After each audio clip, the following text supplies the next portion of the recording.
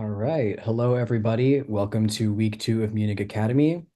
Big warm welcome to everyone joining us on the Zoom and also to everybody watching this recording on YouTube after the fact. We hope that this presentation is informative and helpful for you. Today, at week 2 of MUNUC Academy, we're going to be talking about parliamentary procedure and public speaking, which are two of my favorite topics in Model UN. So, a little bit about me. My name is Lucas Freitag. I'm the Chief Operating Officer for MUNUC 37. I'm currently a senior at the University of Chicago, and I'm originally from the suburbs of Chicago, so not at all that far from here. We are also joined today by MUNIC Secretary General Christina Gao, who will be on hand to help moderate and also answer questions at the end of today's presentation. Cool. So agenda for week 2, what are we going to be talking about? We're going to cover some MUN committee basics. We're going to talk about what is parliamentary procedure, how that all works, public speaking for Model UN, and of course, some time at the end for any questions you may have. So let's get down to it. So start with the basics. Who's in a committee? We break this up into roughly 3 groups. So on the far left, we have the chairs. These are the people in charge of running your committee. Essentially, they'll be the ones up front. They're responsible for keeping committee on track, and they work together with the assistant chairs and the moderators to help make sure everything runs smoothly. Moderator, not every committee will have one, but many do, helps lead debate by picking speakers and tracking speaking times. They keep the flow of committee during session, and they are the ones with the gavel, so they keep time during speeches, which is a lot of fun. And delegates, that's you. You all represent different countries or people, and you work together to form blocks, which are groups of delegates that work together. So a little bit on the flow of committee, what does this all look like? MUNIC is a 4-day conference, which means there's a lot of ground to cover between Thursday and Sunday, so we'll walk through that really quick. On Thursday, what this is going to look like is you will meet your dais and they will set expectations for the weekend, and then you will kick off debate and set the agenda for your committee. Beginning with Friday, Friday morning, blocks will begin to form. Working paper writing will begin for traditional committees. By the afternoon of Friday, working papers will be complete and presented. For those of you in non-traditional committees, you'll be just doing the normal directive cycle during this time. More on that in future lessons from MUNIC Academy. During Saturday, this is when those of you in traditional committees will merge your working papers into draft resolutions. And in the afternoon, we will have draft resolution, debate, and voting procedure. And Sunday, which is my favorite part of any Model UN conference, is of course Fun Mun, which means there will be no substantive debate going on. It's just a great time for you to hang out with the friends that you've made in committee and get to hang out with your dais as well. So quick overview of working paper and draft resolution. Just for those of you in traditional committees, working paper will be the first document that you create. It's a collection of your block's ideas and potential solutions. No particular formatting is required, and it'll be introduced to the committee for debate. Draft resolutions will be a longer and more polished document. It's a merger between 2 or more working papers. It's a formal document with proper formatting, and it seeks to address the problems being discussed by committee. For those of you in non-traditional committees, you'll be writing something called directives, and you'll be writing a lot of them. These are essentially short working papers that contain individual solutions to the problem facing committee, and that problem will evolve over the course of the weekend. But again, more on that in future weeks. Now we're going to talk about parliamentary procedure. Let's get down to it. So, what is parliamentary procedure, also known as ParliPro? It's essentially a set of rules that all delegates in the dais follow to control the flow of committee and moderate debate. ParliPro dictates how the committee makes decisions, and it consists primarily of 2 parts, motions and points. Motions. So motions organize and regulate debate in committee. They determine the topics of debate, allow for the introduction of documents, and also allow committee to adopt a resolution and determine final solutions to the problem at hand. You can see on the right here, we have someone raising their placard to propose a motion. We're going to talk about that in a second. But the most common types of motions are moderated and unmoderated caucuses. So, moderated caucuses. These are essentially a period for formal debate. So you see our friend here in the photo on the left is standing before a committee presenting one of their solutions. Moderated caucuses are an opportunity for delegates to give time speeches on a particular topic to the whole committee. And an example of how you might propose a moderated caucus is, for example, you would raise your placard, the chair would call on you, and you would say, motion for a 10-minute moderated caucus with a 1-minute speaking time on solutions to climate change. On the flip side, we have unmoderated caucuses. So where moderated is more formal, more rigid, there are rules to follow in order of who gets to speak. Unmoderated caucuses are more informal. They're a period for collaboration and conversation amongst delegates. Unmods are typically used to form initial blocks in committee, develop and write your solutions to the problem, and to also merge working papers. And an example of how you might propose this is similar to the moderated caucus. You could put your placard up and you would say, motion for a 15-minute unmoderated caucus. So this is a nice little formula here for how you can remember how to propose a motion. So first we start with the type of caucus, whether it's moderated or unmoderated. Then we add in the total length, whether it's 10 minutes, 15 minutes. And then if it's a moderated caucus, we add in the speaking time. So whether you want a 30-second speech or a 1-minute speech. And then lastly, we add in the topic. So that could be economic solutions, it could be climate change. The last two, speaking time and topic, you only have to specify if it's a moderated caucus. And putting it all together at the bottom, we have some nice colors to highlight things.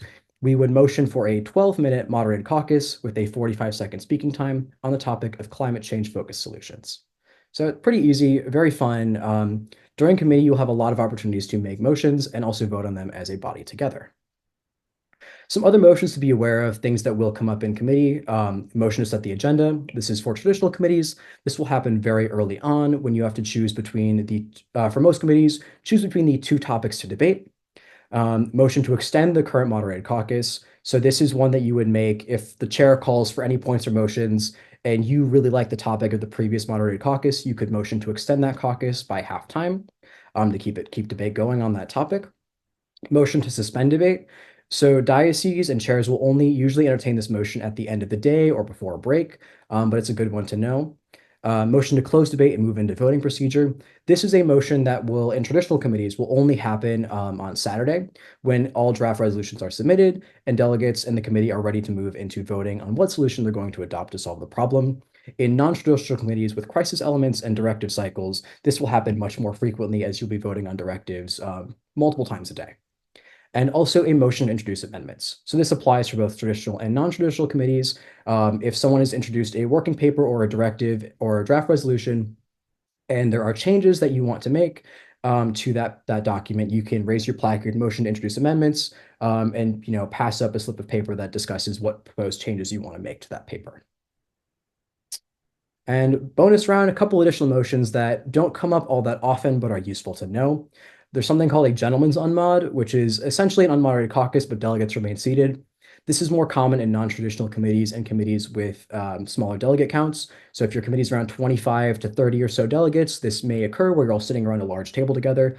Less common in the large traditional committees where there are 100, 200 plus delegates, as that's just there's not a lot you can get done there.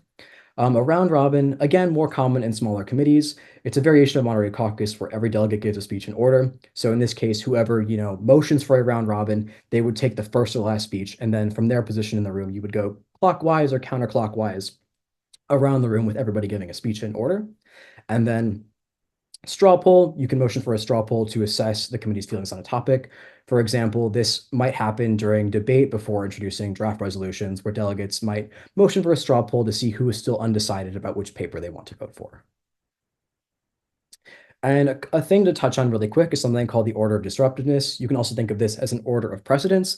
This is essentially the order in which the chair will consider motions. So, during debate, the chair will ask, are there any points or motions on the floor? 3 or 4 delegates raise their placards, they make motions. This is essentially how the chair decides which motion are we going to vote on first. And in order, it goes this is for MUNUC, an extension of the current moderated caucus is always most disruptive, followed by suspension of the rules, which requires a half majority, voting procedure, introduction of papers, an unmoderated caucus, and then moderated caucus. And then in order for those, most disruptive is longest moderated caucus by time, number of speakers, and then first to propose. So for example, if there are 2 10-minute moderated caucuses with 1-minute speaking time proposed, we would vote, the most disruptive one would be the one that was first to propose in that case. So game time, we're going to have a quick fun practice for you guys. We'll pause for a minute here. Look at these 5 motions, and I want you to put them in order based on what we just discussed on the previous slide. So we have a motion for a 10-minute moderated caucus with a 1-minute speaking time, a motion for a 20-minute unmod, an extension of the current mod by half, a motion for a 9-minute moderated caucus with a 30-second speaking time, and a motion to introduce working papers. Take a second, get a piece of paper, write these down, and then in the next slide, we'll walk through the order of most least disruptive. Okay, hopefully you had enough time to think that one through. So how did you do? So like I said before, for MUNUC parliamentary procedure, an extension of the current mod by half is always the most disruptive motion. And in this case, that would be followed by a motion to introduce working papers, followed by the 20-minute unmod, followed by the 10-minute moderated caucus, 1-minute speaking time, and in last, we have the 9-minute moderated caucus with a 30-second speaking time. Points. So where motions require you to raise your placard and say motion for a moderated caucus or motion for an unmoderated caucus, points are performed similarly where you also raise your placard. But in this case, they're less about directing the flow of debate and more about formally asking a question or raising a concern to the dais. So there are three types of points. There's a point of inquiry, a point of order, and a point of personal privilege. So a point of inquiry is used to ask the chair a question, a clarifying question about parliamentary procedure. A point of order is used when you believe the chair has made an error in their parliamentary procedure, and a point of personal privilege is used to inform the chair of a difficulty or discomfort a delegate is experiencing. So some examples of this: point of inquiry, and you raise your placard. Point of inquiry, Chair, could you please explain the voting procedure again? Or point of order, Chair, I believe there are still speakers left in this moderated caucus who have yet to speak. And lastly, point of personal privilege. Could you increase the volume on the microphone? I couldn't hear the previous speaker. Just some examples there. These are great to know just because, especially if you are on a larger committee at MUNUC, this is a great way just to articulate, if you have to ask a clarifying question or you want to express a concern to the dais. Last fun feature of parliamentary procedure I want to talk about is something called a yield. So these are only necessary during a speakers list, which will only happen during a traditional committee. But a couple to be aware of are to yield to another delegate. So if you are speaking and you have time left in your speech, you can yield to another delegate. For example, me as the delegation of Canada, I would yield to the delegation of the United States, my remaining 30 seconds of time. You can also yield to the chair. For example, you would just say, I yield my remaining time to the chair. You can yield to questions. You would just say, in that case, I yield my remaining time for any questions and also comments. Generally, this will mostly be a feature that happens on smaller traditional committees, as in larger committees, it's kind of difficult to keep track of and manage, delegates coming up and down with, to yield time and all of that. But it's a good thing to be aware of for parliamentary procedure. Now we're going to talk about public speaking, which is a lot of fun and a big part of what you'll be doing during your time at MUNUC and at any other Model UN conference you may attend. So, quick overview of public speaking as it applies to Model UN. We give speeches to advocate for our positions and to work to build consensus within committee. Speeches in Model UN are typically of a more formal nature, and they're also given in response to the proceedings of committee. What this means is that speeches in Model UN tend to be very impromptu or off the cuff. They are very, very frequently given with little prep time. You may know your solution that you want to talk about, but generally you're standing up with little time to think, and then you're giving your speech, which sounds kind of scary, and it was for me as somebody that has competed in Model UN and has learned how to do this all. But it's something that is very learnable, and it's something we're going to talk about right now. So there are three main types of speeches that you'll give during the course of a Model UN conference. Types is in quotes because really these are more of blueprints or frameworks you can think of for the speeches that you'll be giving. We have branding speeches or intro speeches. So these will be likely the first speech you give in committee. You're going to pitch your solutions to the committee. And if possible, you can harken it back to a phrase. So on one committee that I was on, I was representing, I believe it was Senegal, and my phrase that I used was "Our land, our tech" to talk about solutions pertaining to domestic development of technology. Clause speeches, so these will be your bread and butter speeches. You'll give a lot of these during a conference. You can also think of these as solution speeches. They're going to highlight the content that you're working on in your working paper or directive. And for and against speeches, which are my personal favorite, to argue in favor or against a paper based on its content. So diving into this a little bit more, like I said before, branding or your intro speech will be the longest speech you give in committee. Most of the time, it'll be around a minute, 45 seconds at the shortest. The purpose of this speech is to introduce your individual position solutions and also individual branding. Branding will be talked about in a future MUNUC Academy lesson. And these are primarily relevant to traditional committees as you will have a more formal structured speakers list and time for opening debate. However, it's also useful to think about this type of thing for a non-traditional committee when you may be wanting to introduce what your individual position and your solutions are to the committee. And again, these will range from 45 seconds to a minute. Clause or solution speech. So again, these are the bread and butter. You will give a lot of these over the course of the weekend. We will talk about clauses in a future MUNUC Academy lesson, but for now, think of this as your solution speech. So when you're presenting, for example, your idea about how to invest in carbon capture to prevent climate change to committee, this is that speech where you're going to talk about your specific plan to make that happen. And these will range in length from 30 seconds to a minute. Lastly, for and against speeches. So these will be given either during voting procedure or the amendment process. So during voting procedure, when you're voting to adopt a draft resolution or directive, and during the amendment process, if it's an unfriendly amendment, you would have for and against speeches. I think this one's pretty fun. You're either advocating for the passage of a resolution or amendment or against it. Um, these are more common in non-traditional committees where you are working to pass more directives, more documents more frequently. However, it's still very useful to know and think about for traditional committees, as there will still be opportunities to give these speeches, and I think they're a lot of fun to give. And they'll range in time from 30 to 45 seconds. So like I said before, your clause speech is kind of going to be your bread and butter, the speech you give most frequently. So I want to talk about what the arc of a typical clause speech looks like. You're going to start off with your intro. This should be about 10 seconds. You're going to identify the problem, your country position. Body, you'll propose your solution. So for example, carbon capture for reducing the effects of climate change. Justification, why is it better? In this case, maybe it's because my solution, actively mitigates the harms caused by climate change. And then conclusion, this can be your call to action, essentially just wrapping everything up, maybe tying back to your intro what the problem was to remind committee of what your solution is. And communicating more clearly. So a couple things that you can think about or start thinking about for when you give speeches in your committees. One big thing is the pitch. So you should be able to find a succinct and clear way to pitch your clauses or your solutions. That should be 1 or 2 sentences. I know that you guys will have spent tons and tons of time doing research and coming up with really great ideas when you attend conference. But for the purposes of your speeches, when you only have, maximum a minute, it's really important that you're able to encapsulate your idea and your solution within just a couple sentences. And this is really your reasoning for why your solution should relate to the problem introduced at the beginning of committee and how it can work to solve that problem.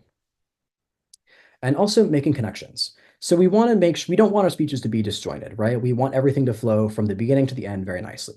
So connecting your intro to your solution and justification is just one way to have your speech stick better in other people's minds. And also one thing that I would suggest, it's something that I like doing when I'm competing on committees, is to create acronyms or interesting names for your clauses. This just allows your speeches and your ideas to be more memorable, and it's a lot of fun to come up with. So speeches with substance. Your speeches should minimize the use of rhetorical flourishes and emphasizing how bad the situation is. But what do you talk about instead? I like this topic a lot because I think what a lot of the feedback I give most commonly when I'm chairing committees is to have more substantive speeches, and I think it's really easy to stand up and give a really loud speech or to give a really fiery, impassioned speech, but at the end to really have not provided any solutions for a committee or to have given committee a way to work forward to solve the problem. So just a couple tips you can keep in mind for having substance in your speeches. Remember, pick one, maybe two solutions per speech. And your speech should highlight your solution, argue for why it's the best, and also connect back to the larger proposal and the problem facing committee. In that same vein, I want to talk about presenting actionable solutions in your speeches. So what I mean by this, most commonly when I hear delegates give speeches, I hear variations on this is a problem facing committee that we need to address immediately, which is great. I love to see delegates who are excited about the problem, and I love that people are engaging with the topic.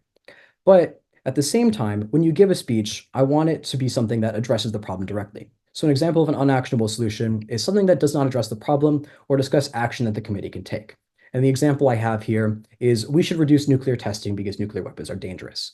That is a true statement, and it's something that most people would agree with. But it doesn't tell me how to reduce nuclear testing. It doesn't tell me why I as a delegate on this committee, should care. On the flip side, we have actionable solutions, or what I would like to see in your speeches, which are solutions that are specific and outline feasible solutions to the problem facing committee. So when I say feasible, I mean things that could realistically be done. It's great to dream big and think big about how we can solve these problems, but also recognize that the UN and us as extension, as model UN delegates, are bound by certain real world constraints. So an example of, from going on keeping in the vein of nuclear testing, an example might be of an actual solution. We must reduce nuclear testing through arms deals and new international agreements in order to reduce the threat of a nuclear incident.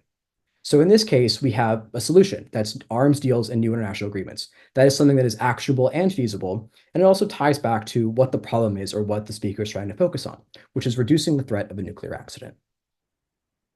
One other thing to talk about for speeches, this is more of an advanced thing, but it's something good that I think is really fun and interesting to do in committee, is called, loosely, we'll call this cutting to the open space. So what this means is if debate is stale or repetitive, this can be a great opportunity to stand out. There's a couple ways of doing this. Just to provide an example, so say that committee is talking in circles about, funding the solution or talking about one aspect of the problem. What you have the opportunity to do when you cut to the open space is to reshift the focus of committee. This is great because if delegates are getting, maybe bored or uninterested in debate, this is an opportunity for you to re-energize debate and get things moving again. Another way is through a tone shift. So if a lot of the previous speeches have been really fiery and loud and impassioned, you can go up and give a quieter, more reserved speech, which will really draw attention to you. And again, refocusing committee onto a different issue as well. So talking about next sessions, just looking ahead a little bit. We have next week, week 3 of MUNUC Academy. On the traditional track, November 7th, we're going to be looking at document overview and the basics of traditional Model UN. And also for the non-traditional track on November 6th, we're going to talk about the differences between hybrid and crisis committees, as well as specific parliamentary procedures unique to those types of committees. And for future training sessions, please refer to the emails sent to either your email or to your Model UN advisor. So with that, that wraps up our presentation for today. Does anybody have any questions on anything that we covered today?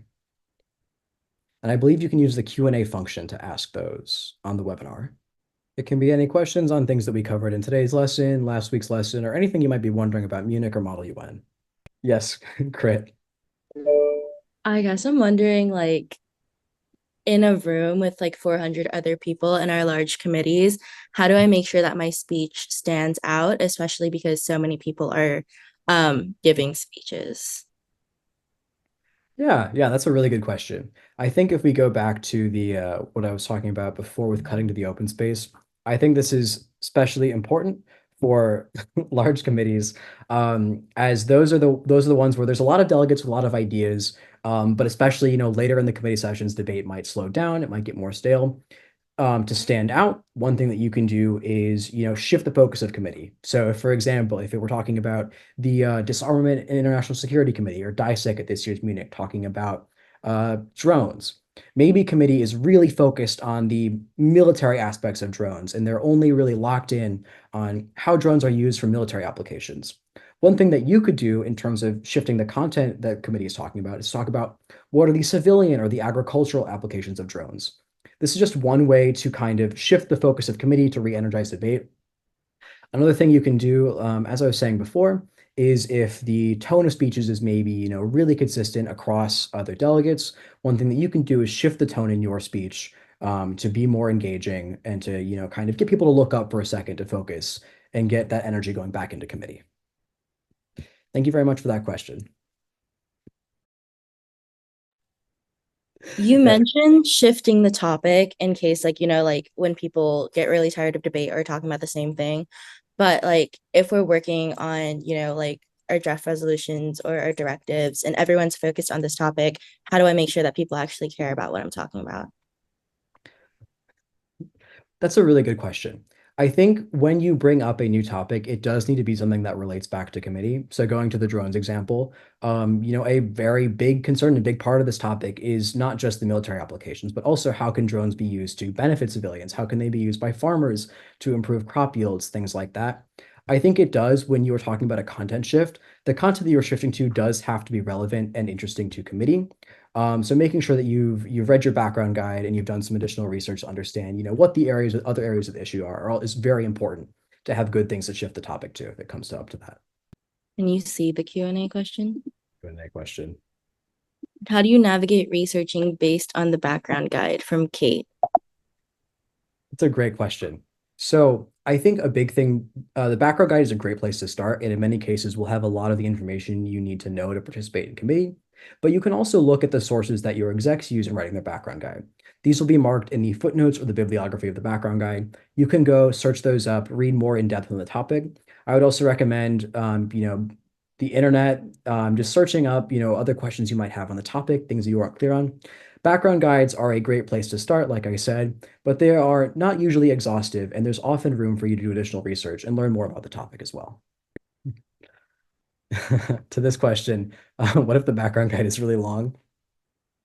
I would encourage you, whether your background guide is, 20, 30, 40 pages, or whether it goes all the way up to 100, take the time to read it. Your execs and your committee chairs put a lot of time into writing them, and I promise you that they'll be great resources to use in committee.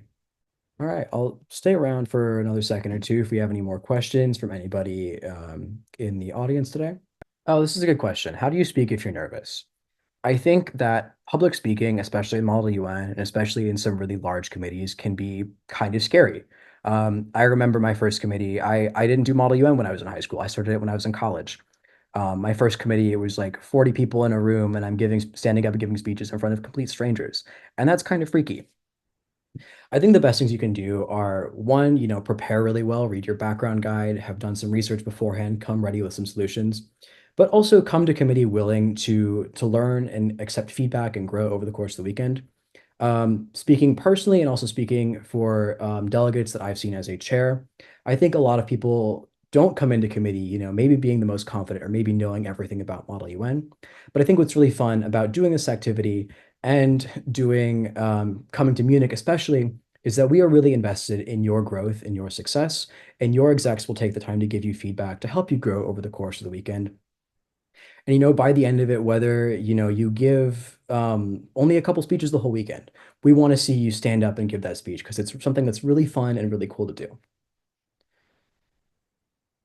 Do you think MUN speech format helps you in college?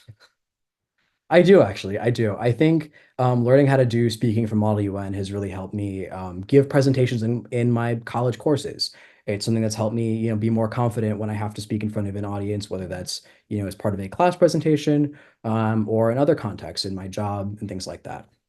When did your speech go off the rails, and how did you work past that? I think that's a really good question. Um, what at my very first ever committee, I stood up to give a speech and I got maybe 5 seconds into it. I said, this is the problem facing committee and this is my position. And then I forgot everything I was going to say after that. And I kind of just stood there for 5 seconds without really saying anything, just kind of like a blank look on my face. I think in situations like that, where your speech maybe doesn't go the way you planned, is that usually not all is lost. If it's the case where you just forgot what you were going to say, it's okay to pause for 1, 2, 3, 4, 5 seconds, however long it takes. Nobody will know that your pause wasn't intentional unless you tell them it wasn't intentional. I think that's something really important that I learned where you can take that time and take that space to think about what you want to say next. Favorite speech opening? Um, I think my all-time favorite opening was I was on a committee involving peace accountability for UN peacekeepers regarding like UN Security Council. And my opening was something along the lines of was a Spider-Man quote. It was with great power comes great responsibility. And I started talking about how we need to hold peacekeepers accountable because they wield immense power in, intervening in global situations. That was a lot of fun. I have a question. Yes, great. So let's say I'm in a double delegation committee. Um, how should we best approach like giving speeches? Um, Especially if I'm maybe a little bit more introverted and my double delegate is far more extroverted. Yeah, yeah, for sure. I think the biggest thing is first, whether you feel that you're an introvert or extrovert, I think it's a lot of fun to give speeches in committee, and I would encourage you to do so, to give that a try. I think the biggest thing with double delegate committees, having done a couple of them myself, is to talk with your double delegate partner like well in advance. Understand, what am I best at? Maybe what are you best at? Where do we complement each other best? And also, how do we work together? Another thing I would recommend doing is figuring out, and you can ask your chair, ask your dais this, what they like to see out of double delegate pairs. Some dioceses will like to see one delegate always be in room, always giving speeches, and the other delegate always in the out room during the unmods, working on the working paper or draft resolution. And other dioceses will like to see you switch in and out. It really comes down to, both having that conversation, also understanding what your chair is looking to see. And it really also, I would encourage you to have those conversations well in advance. Also talk to your dais, your chair and committee if you have any questions about that too.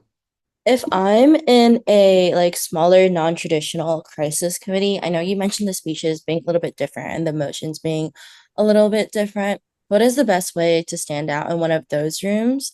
Mhm. especially if everyone is super energetic. And I've once received the feedback that maybe I wasn't loud enough. Yeah, gotcha. I think this piece of feedback goes for both traditional and non-traditional committees, but always having your placard up, especially in a non-traditional committee where it's a smaller room, the chair is going to see that you always have your placard up, that you're always ready to speak, and take note of that. But I think also standing out in non-traditional committees really comes down to you are constantly having to think on your feet and come up with new solutions to whatever the evolving problem facing committee is. I think making sure that at least this is my preference for when I compete on non-traditional committees is to make sure that the solutions I'm presenting are actually actionable and feasible for committee to do. I think a maybe like a pitfall or a trap that a lot of delegates fall into with non-traditional committees is trying to come up with solutions that are really flashy or clever or funny that don't always necessarily address the problem. And I think one way that you can stand out and set yourself apart is by consistently having good, feasible, actionable solutions that work to directly solve the problem facing committee.